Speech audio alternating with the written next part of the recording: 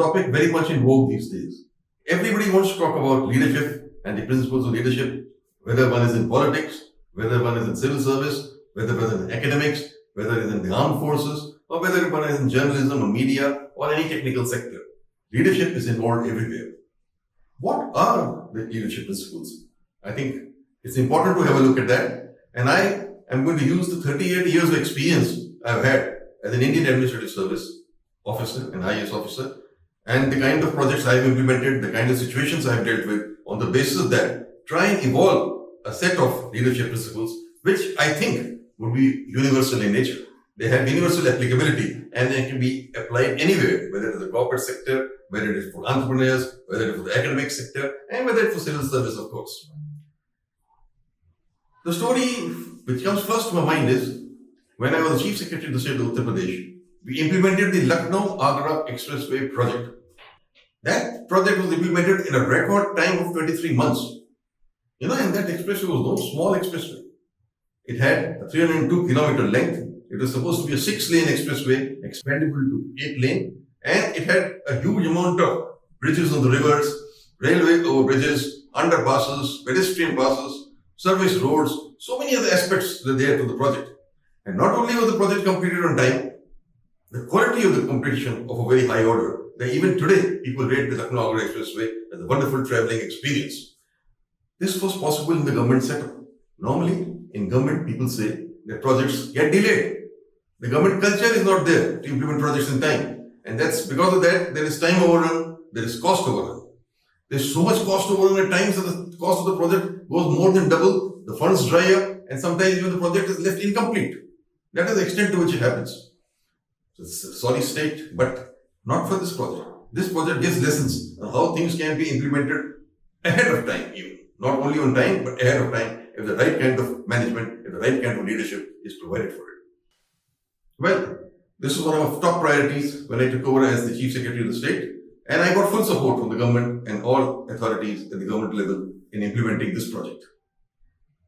The first thing that I had to keep in mind was whether this was to be implemented through the Public Works Department, the PWD, which normally constructs roads, or should there be another special purpose vehicle for this?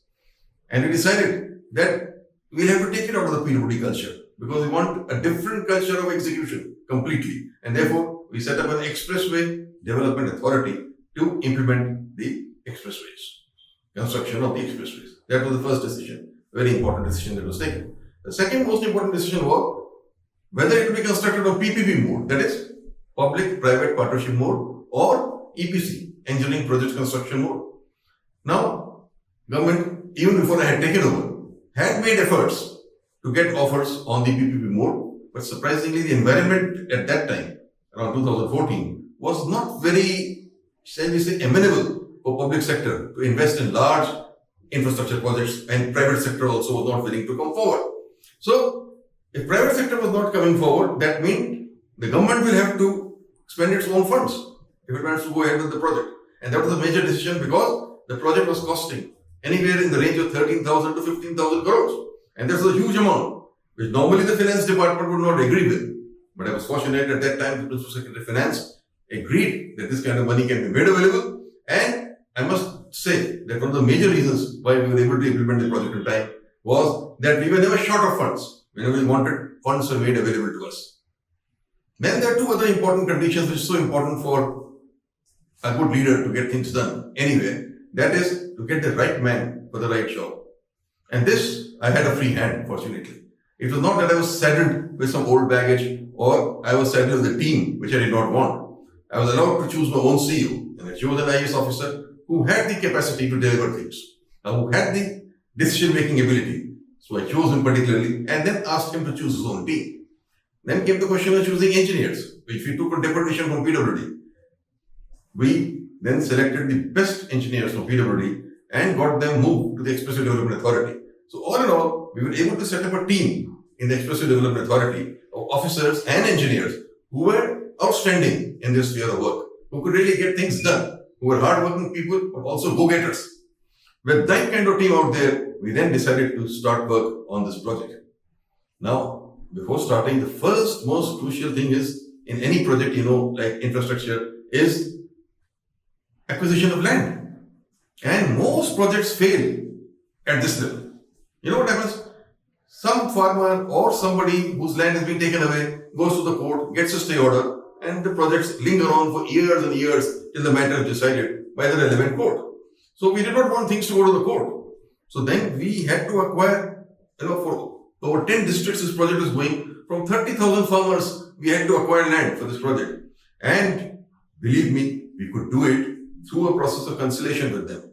The district collectors for those 10 districts were tasked to go to the villages, sit down with the farmers, sit down with the people, and negotiate the terms of compensation with them. Give them adequate compensation. Don't dry up the compensation. Whatever is possible under the Land Acquisition Act, go up to that level. 4 times the cycle rate in rural areas, go up to that level, depending upon the proximity to the road or other facilities. And the collectors did it. And one by one, I had a reviewing with collectors over video conferencing every week to see how many land deals had been gone through, how much registry has been done, and finally within a record time of 3 to 4 months, we were able to get the entire land for the Lucknow-Agra Expressway, which was a big bonus, absolutely. Once the land was available, we tendered and got the best contractors. There was no interference from any level in the selection of contractors. We divided the project into 4 phases, 4 different areas, and each area was looked after by a different top-class contractor. So now we had the best team working on this project and the work was started. Well, after being started, there were important things which made it possible to complete this project within 23 months. The important thing was monitoring.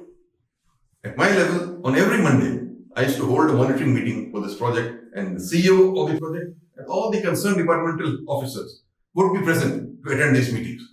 And these meetings were not just feedback kind of meetings. These are meetings which are decision-taking meetings. I used to take decisions in this meeting itself.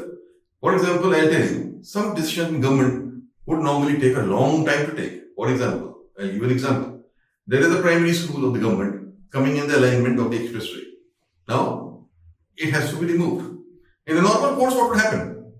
In government working, the Expressway Development Authority would write to the education department asking them to shift the school. The education department will have its own processes and examine it. And finally, if it agrees, they will come up with saying we want so much funds and we want another piece of land where we can shift the school. Then the DM has to be tasked for selecting this land. Then the finance department has to be approached for making the funds available. And just a simple shifting of a primary school, which is coming in the alignment with the expressway, could well take anywhere from 9 to 12 months for getting it done. In a similar way, if you're shifting a power station, same kind of story will be repeated. So, but these decisions we took in these Monday meetings, then and there, it was decided that within 3 days, a new piece of land will be located by DM. Within a week, when funds will be made available, within 15 days, the shifting will be executed. All this was decisions were taken there, and then it was monitored whether it has been done or not.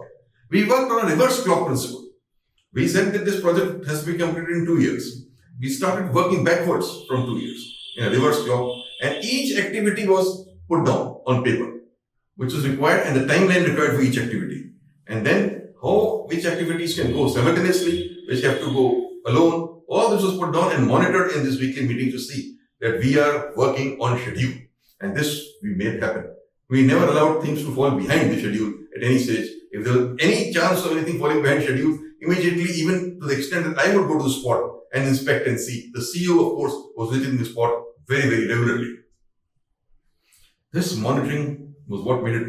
It built team spirit. Everybody involved in this expressway project suddenly started owning the project. They felt it was their project. They felt it was a very laudable and a noble goal that they were all involved in.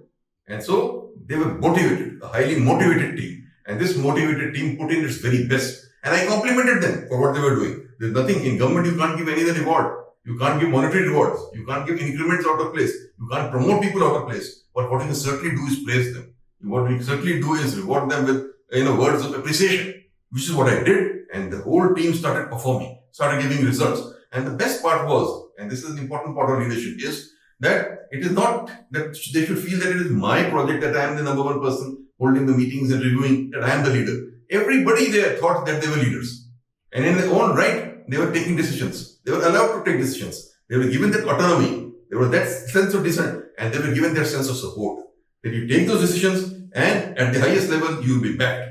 You will be supported. It's not that something will action against you later on for some reason. That's not going to happen. And so people were bold enough. They started taking decisions. They in fact started innovating at their level. They started thinking of faster ways of doing things. And this whole culture, the whole atmosphere was created. And the result of that was that within 23 months, we were able to complete this project very much in time. Many hurdles came on the way. Many obstacles came on the way. To the extent that, for instance, bridge being constructed on the river and a flood taking place. And for months, that thing was getting stalled. So then, okay, this cannot be done now. What work should be done in place of that so that we come back and construct the bridge later on and then connect the things. So this kind of quick decisions had to be taken because everybody had his eye on the clock by when this project would be completed. So fortunately, after 2 years, we reached a stage where we were able to complete this project. And not only completed, the quality was so good that there was a 3.3 kilometer stretch which was in agreement with the Air Force given to them where they could take off and land their planes in times of emergency during war. And actually it happened. The Air Force showed it to us. They brought their planes, they landed their planes and took off their planes from that stretch, which gave us a certificate for the kind of quality that is in use in construction of this road. Even today, people who travel by this road talk about the kind of quality that is there in this road. And not only this, service roads are there, wayside amenities are there. Then we planned for the development of all infrastructure on the side of these roads. The idea was that development will take place if through this more mandis, agriculture markets will be set up for the farmers, where the farmers can bring their produce. The produce could be taken from here down up to markets like Delhi or even south or elsewhere, where they will get a better price for the produce. So farmers got a market. Then a lot of scope for developing the warehousing and logistic infrastructure on both sides of the roads.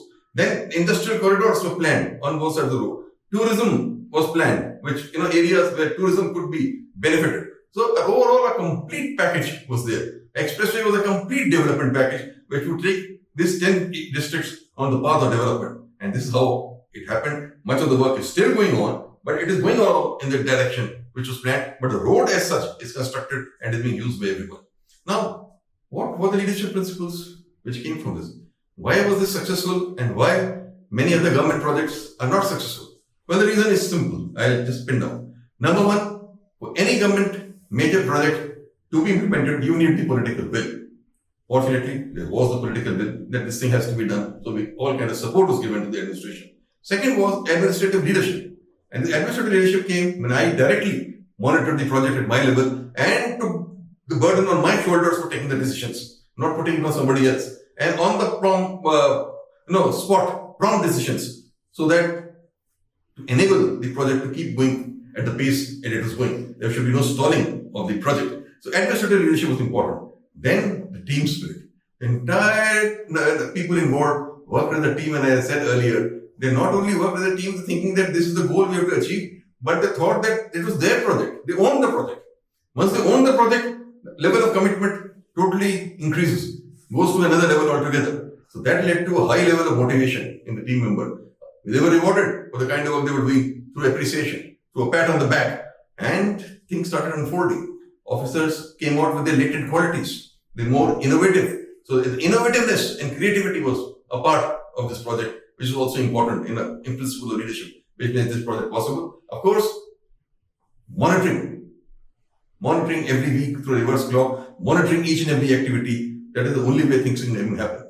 So monitoring was done, very rigid, very strict monitoring was followed. And if all these things are taken together, these are the leadership principles, which emanated from this.